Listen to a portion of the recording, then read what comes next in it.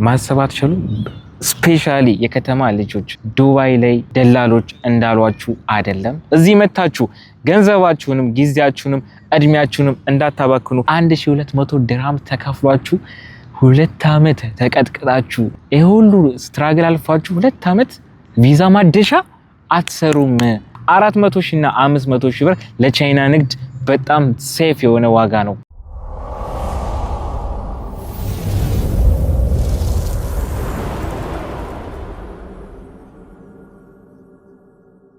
ዛሬ ደላሎች የማይነግሯችሁን የዱባይ አስከፊ የስራ እውነታና ቻይና ሄዳችሁ ህይወታችሁ የምትቀይሩበት ትልቅ ሰክሬት ሚስጥር ማጋራችሁ ይሆናል። እዚህ መታችሁ ግማሽ ሚሊዮን ብር ከፍላችሁ ከምትከስሩ ቻይና ሄዳችሁ የምትሰሩበትን ህይወታችሁ የምትቀይሩበትን ትልቅ ሰክሬት ሚስጥር ማጋራችሁ ይሆናል። ቪዲዮውን እስከ መጨረሻ ካልተከታተላችሁ ትልቅ ስህተት ነው የምትሰሩት። ለዚህ ቻናል አዲስ ከሆናችሁ ላይክ፣ ሰብስክራይብ፣ ሼር እንዳይረሳ። እየዞርን የሆነ ቦታ ተቀምጠን እያንዳንዱን ዲቴል መነግራችሁ ይሆናል። ሌትስ ጎ።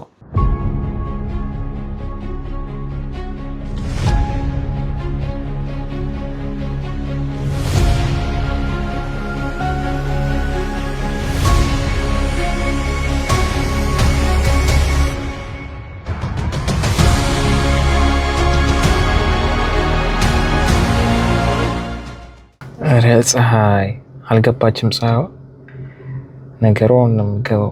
ኦልሞስት ወደ 6 ሰዓት ይጠጋም። መቀመጫችንን እየፈለግን ነው። እዚህ መሀል ላይ ቁጭ ማለት ይሻላል ስል በጣም ቦታው የሚያምር እዚህ ጋር ቁጭ ብለን እናውራ። እንዴ ቦታው ይሻላል።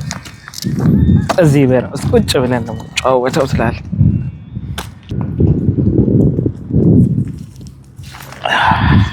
አስከፊ የዱባይ የስራ ሁኔታና የደላሎች ውሸት ምን ይመስላል የሚለውን አብረን እናያለን። አሁን ላይ በጣም ኢትዮጵያኖች እየመጡ ነው፣ በጣም ከምላችሁ በላይ። ይህን ቪዲዮ በምሰራበት ሰዓት ራሱ በጣም ብዙ ኢትዮጵያኖች እየመጡ ነው። 400 ሺህ ብር እስከ 500 ሺህ ብር አመተው በጣም ብዙ ኢትዮጵያኖች እዚህ እየመጡ ይገኛል። የዱባይ አስከፊ የስራ ህይወት እያንዳንዱን ዲቴል እመነግራችሁናል። ቪዲዮውን እስከ መጨረሻው ተከታተሉት። አሁን ላይ እንደሚታወቀው ብዙዎቻችሁ ወይ ፕላን አድርጋችኋል፣ ወይ ለመምጣት ጀምራችኋል፣ ወይ ለመምጣት ሀሳብ አላችሁ። ይሄ ቪዲዮ ለእናንተ ይጠቅማችኋል። መጀመሪያ እዚህ ከመጣችሁ በኋላ ምን ይገጥማችኋል?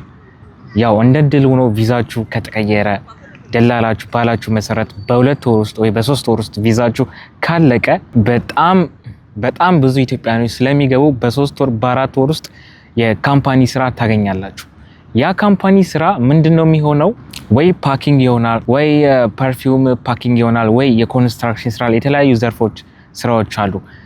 እዚህ ሀገር ላይ በጣም ሰርች ማድረግ ትችላላችሁ።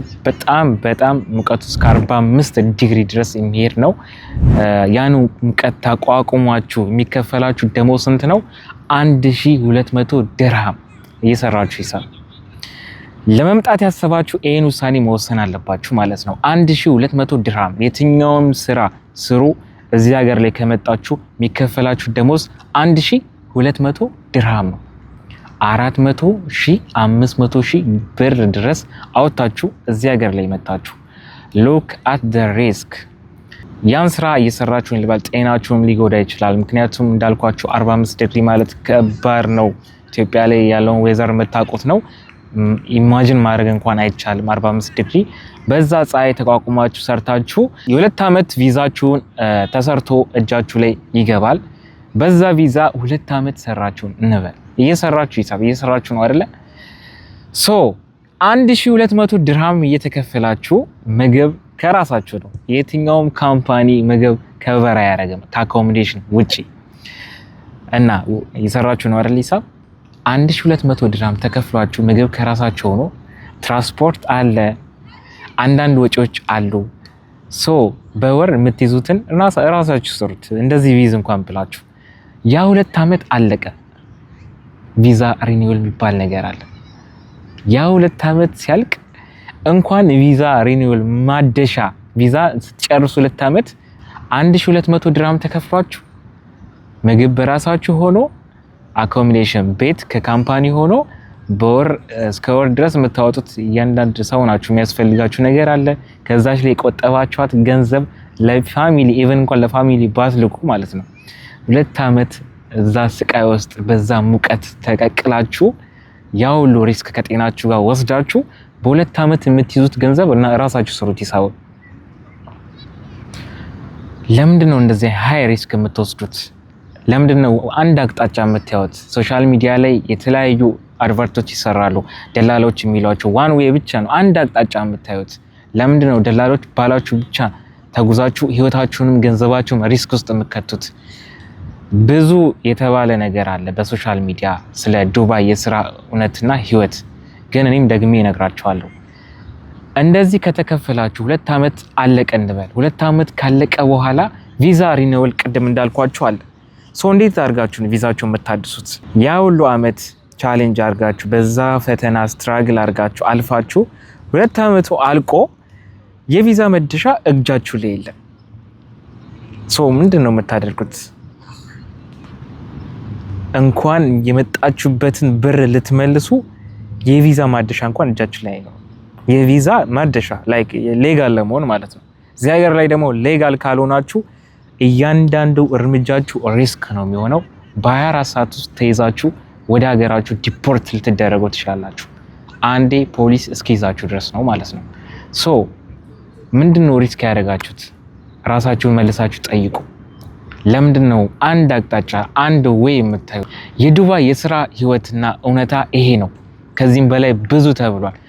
ብዙዎች ያልሆኑ ህይወት እያሳዩአችሁና የተሳሳተ መረጃ እየሰጧችሁ ከሆነ አሁን መምጣት ላሰባችሁ ወጣቶች በጣም ጉዳዩን በሲሪየስ ብታዩት በጣም ለእናንተ አሪፍ ነው። ምክንያቱም እንዳልኳችሁ 400,000 እና 500,000 አወጣችሁ እንኳን ያመጣችሁበት ብር ልትመልሱ ቪዛ ማደሻ እጃችሁ ላይ አይኖርም። ምክንያቱም እያንዳንዱን ዲቴል ነግሬያችኋለሁ።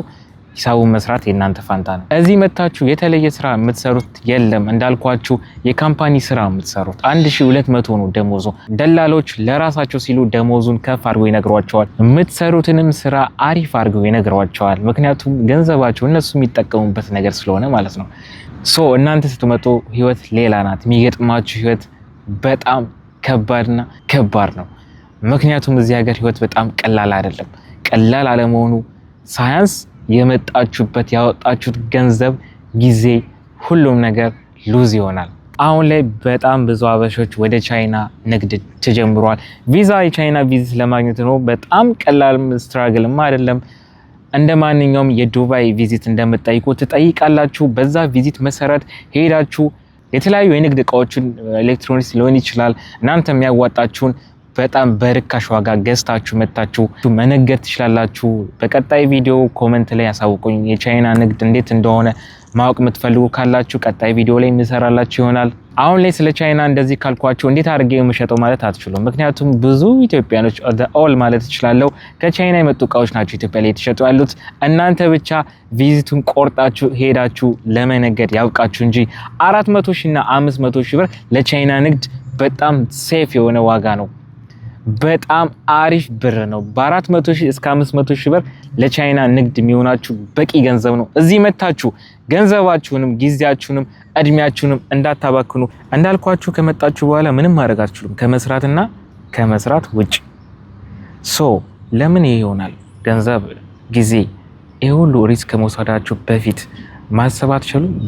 ስፔሻሊ የከተማ ልጆች ከገጠር ለሚመጡ እንኳን ምንም አያውቁም።